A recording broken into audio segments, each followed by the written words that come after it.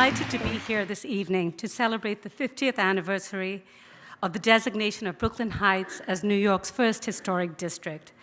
I want to thank Deborah Schwartz and the Brooklyn Historical Society for hosting this event and honoring this pivotal moment in New York City's preservation history. I'd also like to welcome tonight's distinguished guests, especially Otis and Nancy Pearsall, and Martin Schneider, who, along with the Brooklyn Heights Association and others, fought to save and protect this incomparable historic neighborhood. They are a testament of the successes of neighborhood activism, community leadership, and tireless spirit. I also just want to thank my fellow commissioners, Fred Bland, and also former Chair and Commissioner Beverly Moss-Pat. Thank you. Truman Capote opened his 1959 essay, Brooklyn Heights, a personal memoir, by stating, "I live in Brooklyn by choice." Referring to the splendid contradictions of the borough, he elaborates, "Of the seeming mirages, the purest example is the neighborhood in which I am situated, an area known as Brooklyn Heights, because it stands atop a cliff that secures a seagull's view of Manhattan and Brooklyn bridges, of Lower Manhattan's tall dazzle, and the ship lane waters breeding river to bay to ocean that encircle and seethe past posturing Miss Liberty." There is something to be said about a neighborhood that inspired such eloquence in one of the great American writers, and a neighborhood that mobilized a community to recognize its rare and distinct contribution to New York City, emerging triumphant with the city's declaration of the first historic district. Not only is the history of Brooklyn Heights significant, but the history of its designation is a story worth telling and remembering. The Landmarks Preservation Commission designation report, while only a mere 3 pages long, notes that for 8 years the Brooklyn Heights Association and other community groups rallied to secure protection for a neighborhood as a whole. It also notes Otis Pearsall's testimony where he said, "Scattered landmarks of great historical or architectural value must certainly be preserved, but the individual monuments cannot convey the character and atmosphere of the city as it was. This can only be achieved through dense groupings of homogeneous structures retain in a high degree the integrity of their original architecture." He could not have said it better than the law itself. He continues, "It is this collective emanation which distinguishes a historic district, and in particular Brooklyn Heights, from a landmark and gives it a unique aesthetic and historical quality." Brooklyn Heights Historic District set the stage for future designations. Today in New York City, the Commission oversees more than 34,000 buildings and sites, including 137 designated historic districts and extensions. In Brooklyn, more than 14,000 buildings are under the Commission's protection, both as individual landmarks and as a part of the 32 Brooklyn historic districts and extensions, more landmarks than any other borough. So a big congratulations to all those who made this happen. This is truly a crowning achievement, and I look forward to continuing to work with all of you to protect our architectural and cultural legacy in Brooklyn and beyond. Thank you. So what you see up on the screen right now is Brooklyn Heights viewed from across the river in Manhattan. And you can see that Brooklyn Heights is so called because it is up on a great height, up on a bluff. It therefore commands this amazing prospect, amazing view, as you all know. Brooklyn Heights is architecturally one of the richest neighborhoods in New York. As Commissioner Srinivasan told you, the Brooklyn Heights Historic District Report, which was issued 50 years ago, is only 3 pages long, or 4, actually I think it's 4. Now if you look at more recent historic district reports, like, the Alice and Agate Court Historic District designation report, odds are it's going to be 65 pages. And then if it's a really big historic district like Crown Heights North, the report's going to be like 450 pages. That's how it's done now. But in 1965, when Brooklyn Heights was designated as the first historic district, nobody really had any idea what he or she was doing. And as a result, Brooklyn Heights got a 4-page report. So to this date, and this is a situation which shall soon be changing, and perhaps I'll say more about that in a bit, but to date, Brooklyn Heights is the biggest significant chunk of New York City about which relatively little is known. But there are, on Brooklyn Heights, many significant buildings that have been known to be significant for a very long time, such as 24 Mid-Ox Street, 155 to 159 Willow Street, which is a marvelous group of federal-style row houses, Greek revival houses, such as the amazing row of 25 houses cascading down Girolamo Street toward the river. There are Gothic revival masterpieces like Minard Lefever's Packer Collegiate Institute. There are magnificent Italianate houses like 2 and 3 Pierpont Place. Yeah, number 3, that's the one that's on the market right now. There are, I won't tell you for how much, although I really want to. There is this building that we're all sitting in right now, the Brooklyn Historical Society, or as it says on the outside, the Long Island Historical Society, which is actually one of the masterpieces of American architecture of its era, built between 1878 and 81. There is such a diversity of architecture on Brooklyn Heights that there is even one of the great, really significant model tenements in America, the Riverside Buildings, built by Alfred Treadway White. But there are also, on Brooklyn Heights, many, many stories of great buildings that have been demolished.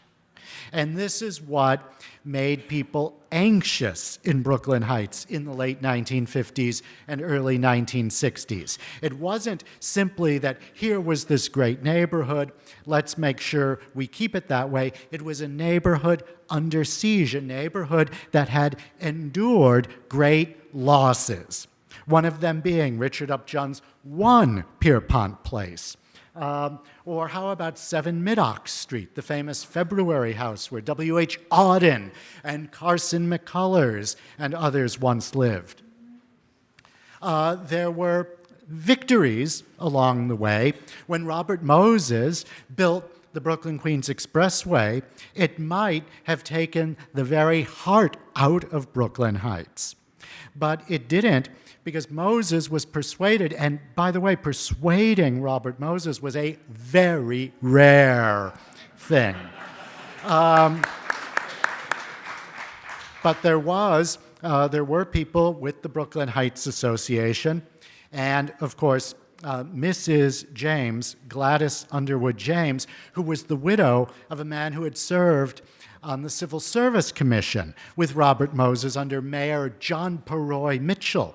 She and others with the Brooklyn Heights Association actually persuaded Moses to reroute the expressway to the river's edge. And Moses went one better and built the promenade.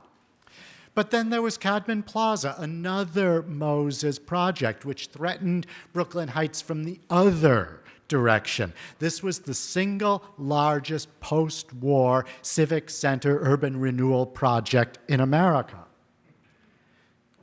And there we see it. By the way, Robert Moses said that for all you who are anxious about this project or criticizing this project, I tell you, when it is done, it will be the pride of Brooklyn, just as the Piazza San Marco is the pride of Venice. The Mercantile Library on the block of Montague Street between Court and Clinton Streets was one of an ensemble of buildings on that block that made it one of the architectural showplaces of New York City. Most, but not all, and we shall get back to this, of those buildings are gone. And of course, Frank Freeman's great magisterial Brooklyn Savings Bank, which was kitty corner to where we are, where the One Pierpont Plaza building now is. Note the date of its demolition, 1964, just prior to its inclusion in the new Brooklyn Heights Historic District. And so, too, was the building that housed the Rome Brothers print shop, where Walt Whitman set the type for the first edition of Leaves of Grass in 1855. It, too, came down a year before historic district designation. The people of Brooklyn Heights, therefore, felt under siege. They recruited the architectural historian Clay Lancaster, who lived on Cranberry Street. Lancaster is shown in this photo leading a walking tour of Prospect Park.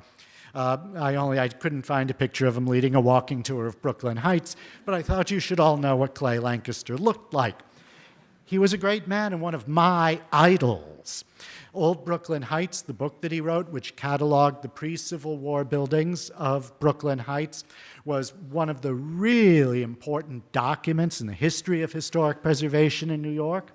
And so too are these wonderful maps.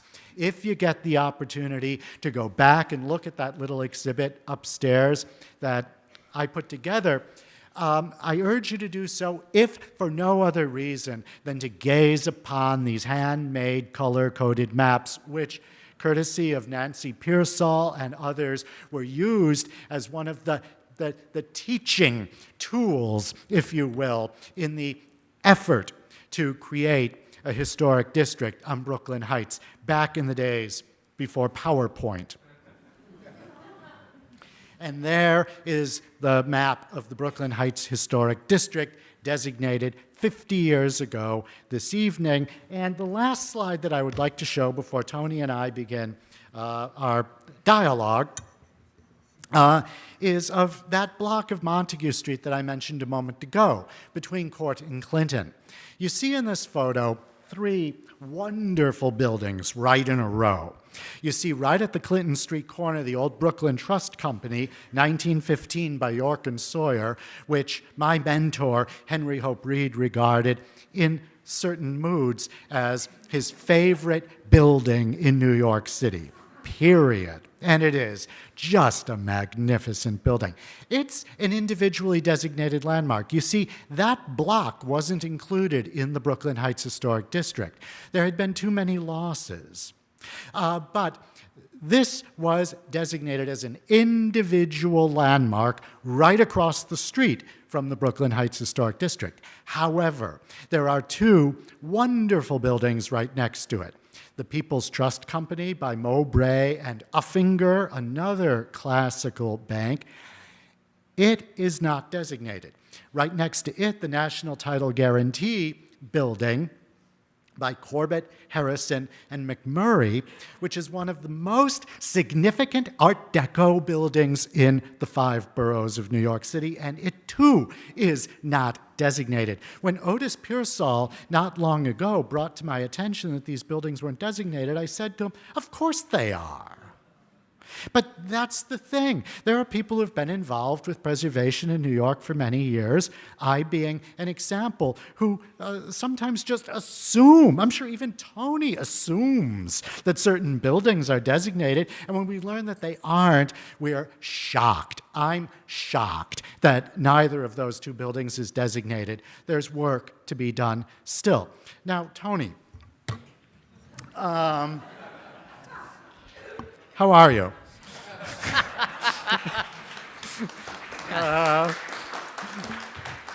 No. Actually, Tony, you've been involved with preservation for a really long time in New York. I mean, hearing Deborah's introduction, pretty much from the beginning. I was 12 at the time when it started. All right. However, you are the authority on the history of preservation in New York, and incidentally, anybody here who's not read Tony's book, Preserving New York, should. It is one of the essential New York books. Given what you know about the last 50 years of landmarking in New York City, what lessons have we learned that we should apply to the next 50 years of landmarking in New York City? Well, I'm going to take the liberty of going even back past the last 50 years. Yes. Because I think there were 50 years before that that also had incredible lessons for us. And I think the story of how Brooklyn Heights was saved, we can extract a lot of the lessons. And the real lesson is, if the people lead, the leaders will follow. The landmarks law was not a mandate from on high by some inspired planner. I guess those words aren't always together. It didn't come used. from Robert Moses. No. In a sense, we have a landmarks law because the people of New York were fed up with what was happening to their city. People like Otis, people in Greenwich Village. And it wasn't just a couple of people. It was actually hundreds of people that came together at meetings in Brooklyn Heights. And in the sense, the people demanded it, and ultimately, Mayor Wagner, not a man quick to action, as history has shown, basically was looking like his city was out of control. And so he designated the landmarks law, immediately announcing thereafter that if it caused too many problems for the real estate community, we could immediately amend it. So that was not exactly a ringing endorsement. And so when the Landmarks Commission finally existed with legal authority, with the law in '65, they didn't come out of the gate like gangbusters. They were an unproven agency with an untested law. And at least for the first several chairmen of the commission, their number one preservation priority was preserving the landmarks law. But to me, the big lesson is it's the people of New York who made Brooklyn Heights a district, that helped put the law in place. And frankly, it's going to be that level of activism that is essential for the next 50 years if preservation is going to do what it needs to do for the city.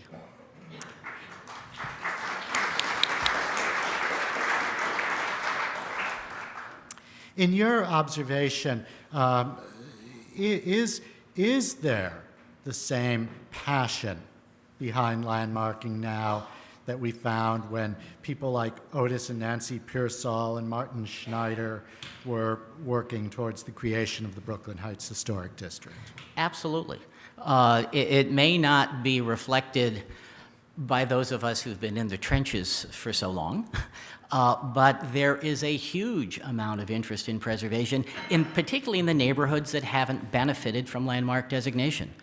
I think Simeon has a list of 40 or 50 neighborhoods in this city that are madly seeking to get historic district protection. And those neighborhoods are full of passionate people. I don't know if they're as passionate as Otis was. We'll have to see. Was at the time and is still today. But there is a great excitement and energy for preservation. I think there is a danger, though, that a lot of people, as you pointed out, just assume it's all taken care of. They just assume when you walk by those buildings that, of course, they're protected. I mean, this is New York. Why wouldn't they be protected? I know, you hear that there are 137 historic districts. You figure, Well, if you're the real estate well, that board must be the whole city. If you're the real estate board of New York, you do assume it's the whole city. I mean, and that's why they keep trying to rope in and constrain preservation. But it's really, I think, so important to realize that it's important to step back on a day like today and celebrate 50 wonderful years of accomplishment and all the people who've put energy and time into it. So everyone should have several glasses of wine and celebrate tonight. But when tomorrow comes, enough. It's got to focus on putting our shoulder to the wheel again, because preservation, I think, is being taken for granted. It's not the flavor of the month by any means. Preservation happens in a political context, and at the moment, preservation is not, I think, a highly favored public policy in certain sectors in New York. So the citizens of New York have to make it the priority it needs to be. Yeah, there are,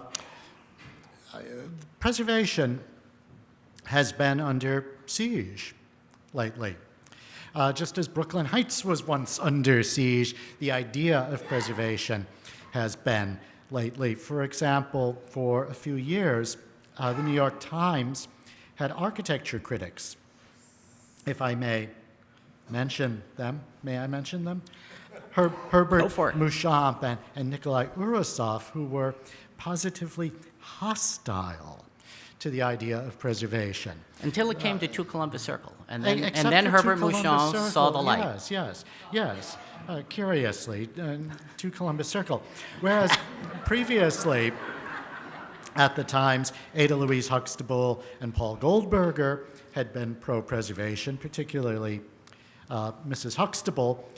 And now the Times does have Michael Kimmelman, who's a lot more favorably disposed than his 2 immediate predecessors. But aside from that, and the influence of a man named Rem Koolhaas, if you're not up on your cutting-edge architecture, Rem Koolhaas is a much admired figure internationally among young would-be cutting-edge architects. And he feels that preservation is just, doesn't want anything to do with it. There are economists like Ed Glazer at Harvard who think preservation does more harm than good. There's the Real Estate Board of New York, whose views, you know, you can always trust. And so on and so forth. My question, Tony, is what do we do to overcome this? I mean, it's sort of like, it seems like there's a multi-pronged attack. How many hours do we have tonight for this? We have 3. Okay, good. Yeah. Good. Breakfast will be served around 7:30 for those who are still here. There's lots of things we need to do, but I think we need to change the conversation. Preservation has been playing catch-up politically for years. In a sense, we've never been able to get out ahead, and we need actually, I think, to advance an agenda for what's needed in preservation in New York and change the conversation from a defensive one to an aspirational one. I mean, in New York City, we need a tax act that would help encourage people to preserve buildings. There are other parts of the state where there's a land transfer tax, and that money can be used to help preserve nonprofit preservation projects and buildings. So there are a number of wonderful ideas that we need to be pushing. All we're doing is trying to hold back the endless attacks. We need to be a strong voice for what preservation has done for this city. Preservation is responsible for so much of the revitalization of New York since the 70s, et cetera. It needs more credit for that, but we also need to change the conversation and move out of a defensive posture and really be out there pushing exciting new ideas, just the way the landmarks law was an exciting new idea when Otis and others started to push it aggressively. So in a sense, that's what we need, is that type of vision and leadership. We need legislation to protect viewsheds. I mean, there's so many things in New York that we should be protecting that we aren't, and we need to be pushing for that. We also need to fully fund the Landmarks Commission, but that's been a priority probably since the passage of the law in 1965. Yes, I remember Tony, not long ago, moderated a panel discussion that I was on and said, what year were you at the commission? The early 1980s. Early 1980s. I remember Tony saying, we didn't know it then, but it was the golden age of the Landmarks Preservation Commission. But maybe there will be a new golden age of the Landmarks Preservation Commission. It seems to me the obvious question is, what do we do to get those 2 buildings designated a landmark? What are we starting to do tomorrow morning? I'm waiting for Otis to tell me. Okay, all right, so I'll ask Otis later. Yeah. But actually, in there is also an interesting philosophical as well as... The mic will be turned over to Otis.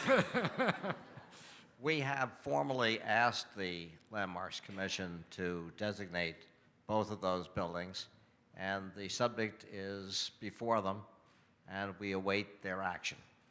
Okay.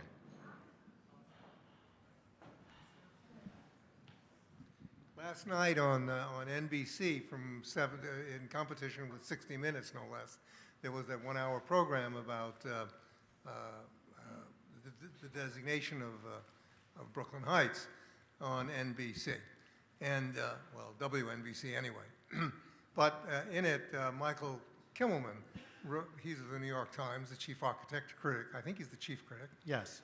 He said something that really I found sort of blood-curdling. He said, well, historic preservation, this is paraphrasing, Historic preservation is all well and good, but, quote, New York is about change.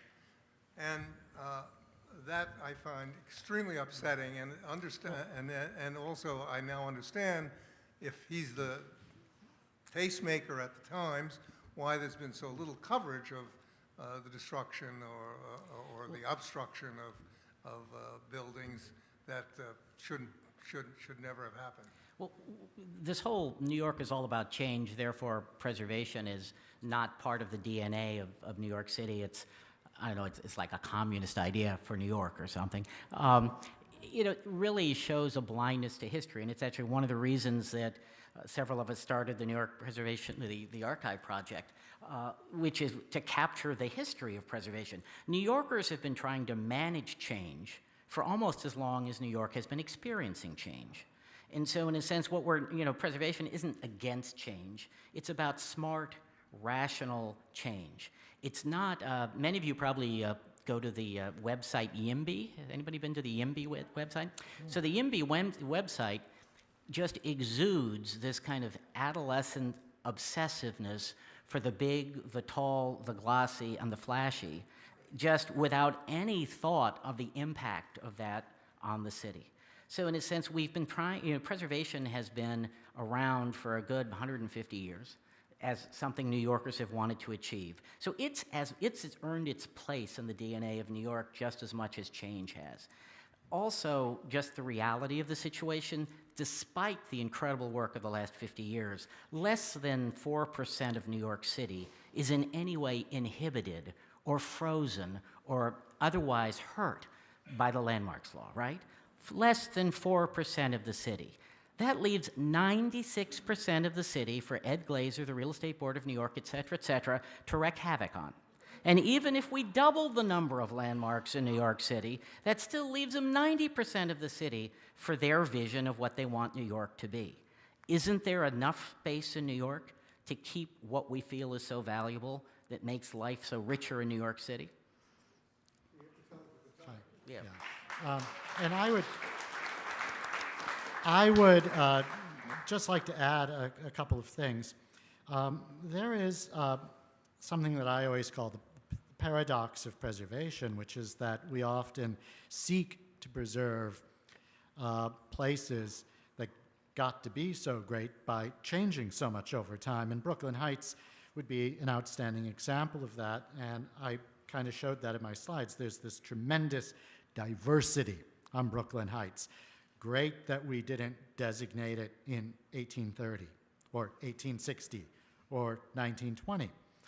One thing that I actually wanted to put in my little presentation but felt that it was getting long as it was some examples of what's been built in Brooklyn Heights. I'm sorry, on Brooklyn Heights. This is what we say, if you want to sound very stuffy.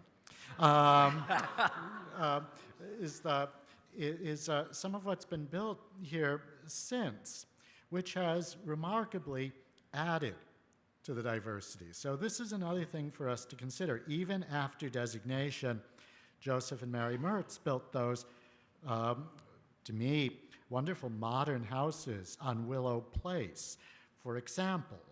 And there are, on Brooklyn Heights, a number of examples of this sort of thing. It doesn't mean once a place has become a historic district that it stops changing.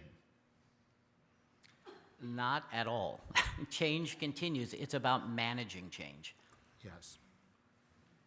I was the one with the mic over here. I've only lived in the neighborhood for 27 years, so if you can tolerate a newbie, it seems like we're in the middle of the most massive construction boom and re-envisioning of the city, all 5 boroughs in the history of New York. I have cataloged all the projects that are underway, and it's absolutely staggering. And around Brooklyn Heights, they seem to be nibbling at the landmark edges with plans. I mean, 91-story tower across the street from Junior's, the Brooklyn Library, the new Cadman announced, and the new Montague announced. the Save the View effort to stop Pier House, meanwhile Pier 6. There's this feeling that we will wake up in 5 years and see this little tiny enclave we call Brooklyn Heights surrounded by a tropical rainforest of skyscrapers. How can we stop this?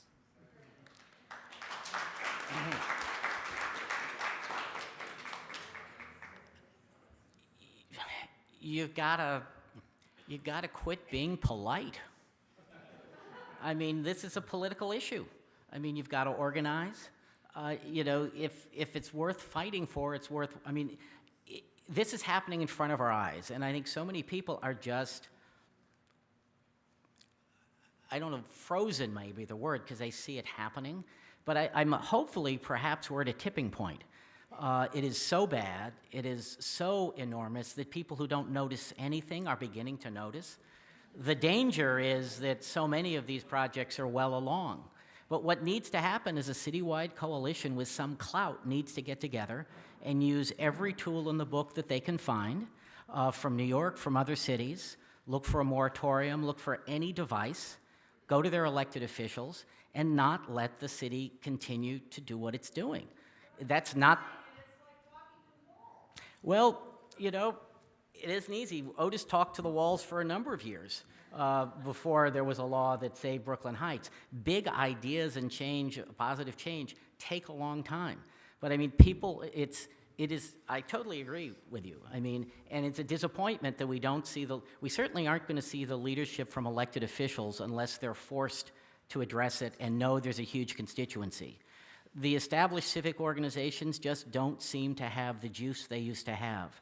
And so if you look at that, I mean, when the effort in Brooklyn Heights started, it was Otis and a bunch of people put together a new organization that ultimately became part of an established group, but it was new voices that weren't willing to accept the status quo as what was necessarily going to happen.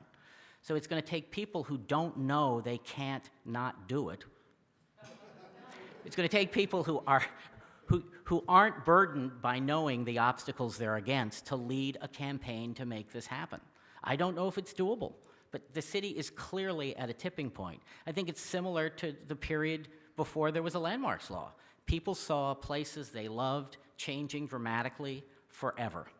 And they finally, in Brooklyn Heights, got together. In Greenwich Village, since the 40s, they'd been looking for a way to protect it. Even the ever so well-behaved Upper East Side started to demonstrate in the 60s. So that's what it will take, and somebody needs to organize that.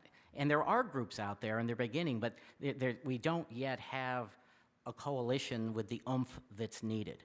There's also a challenge, which is doing this type of advocacy in 2015 is very different than it was back when the law was put in. Things have changed so much. Social media, good news, bad news. It used to take a New York Times editorial to get something to happen. Now people run against New York Times editorials. People selectively get their news. How do we put those new things to our advantage to work? But how do you do effective civic advocacy in 2015 is a really big question.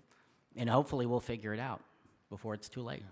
And I just want to add, and I actually want to make a point that speaking as a historian of New York City, not only of its architecture but of its real estate development, that the tipping point that Tony talks about, I would interpret as having mainly to do with the scale of the new buildings. That's largely a zoning question. Yeah. And I think that it has to be dealt with in terms of the zoning code. Because truth is that the pace of physical change in New York right now is, by historical standards, not particularly high.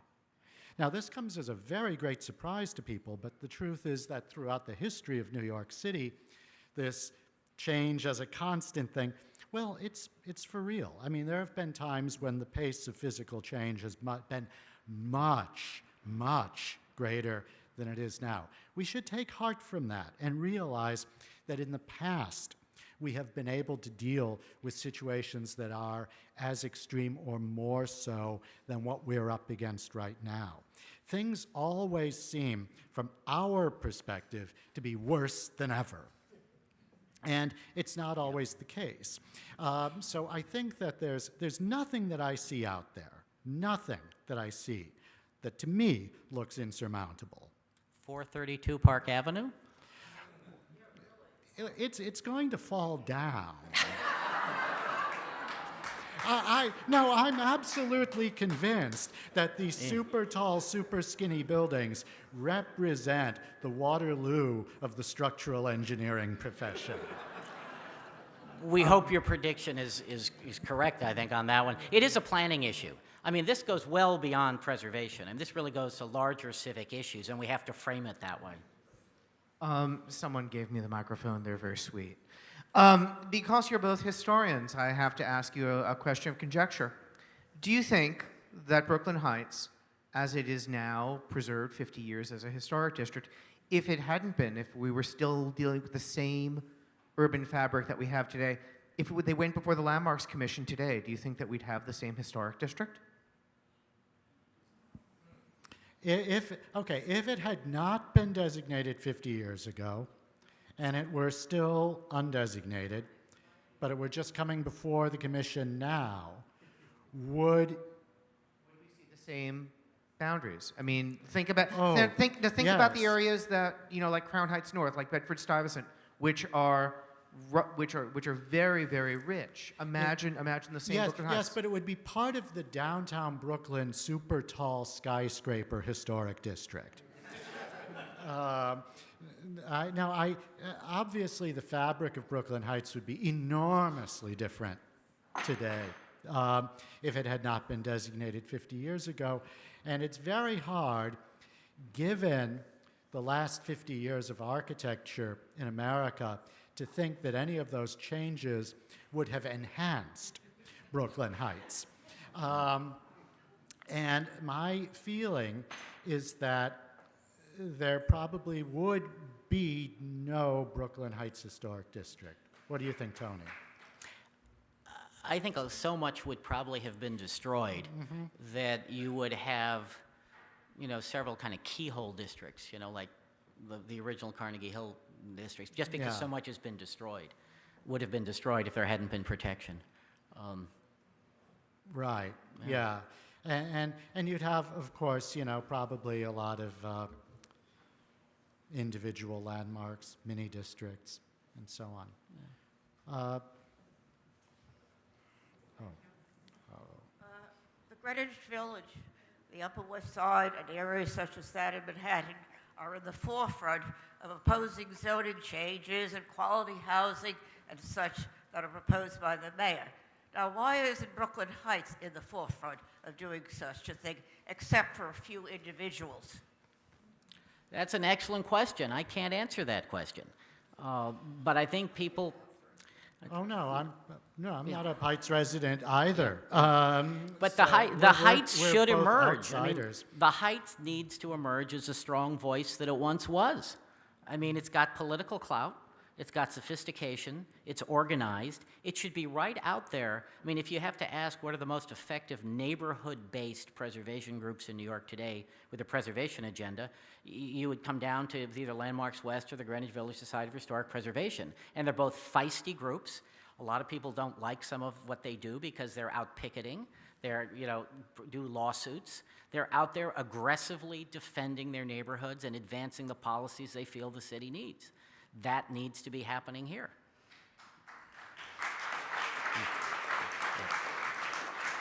I would welcome a police guard on the way home. But I was interested in your comment about the Viewsheds because there is only one scenic view plane that's in the zoning resolution, which is the one from the promenade in Brooklyn to Manhattan, which I'm sure everybody knows.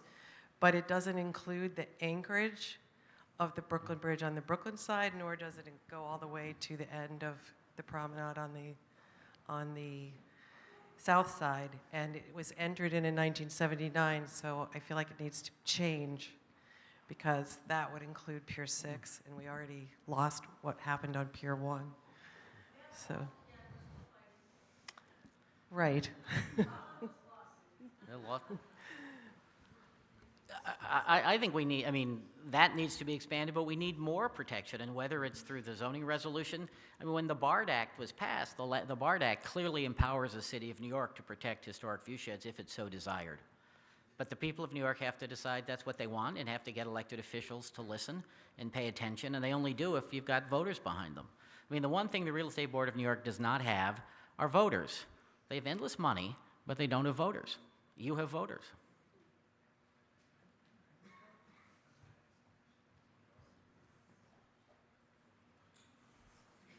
This may be a very naive question, but don't we have a planning group for New York City that can help us decide what is good for each neighborhood? And I'm talking about the large buildings, housing buildings, projects that are being built right now around the rim of Brooklyn Heights and all over New York City.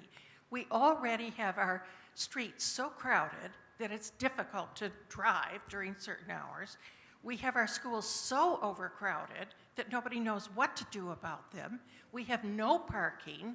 And why don't we have a central New York City planning commission that can control that? The answer is we do.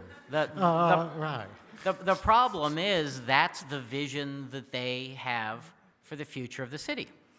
I mean, you know, there are competing views in terms of what people think are right for the city. The past mayor and the present mayor. I mean, the past mayor wanted Midtown Manhattan to look like Shanghai. That was his vision of what New York should be. The present mayor, I think, is willing to have buildings go as tall as you want, as long as you build some affordable housing somewhere. So there's a different vision, but that's the city, that's the policy of our elected officials.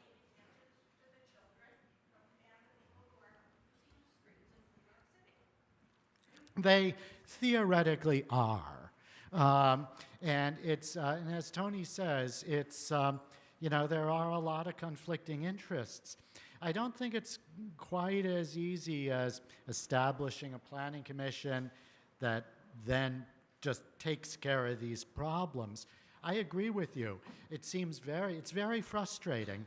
But in New York City, there are so many conflicting interests and so many different philosophies of where our resources should go and what our priorities should be. But I also want to make the point that all the things that you mentioned about the streets being crowded and the schools being overcrowded, it's an interesting thing from a historical standpoint to note that those same things are being said 100 years ago. And they're probably going to be said 100 years from now, which doesn't excuse the fact that they are that way. One more question, and then we have cookies, I believe. Is that what the program said, cookies? I don't see any cookies. Oh, I'm sorry. Okay. Hi, good evening. We have a question. Yes, a good question. Good evening. My name is Mackenzie Foster. I've been a historic preservationist since I was 5 years old.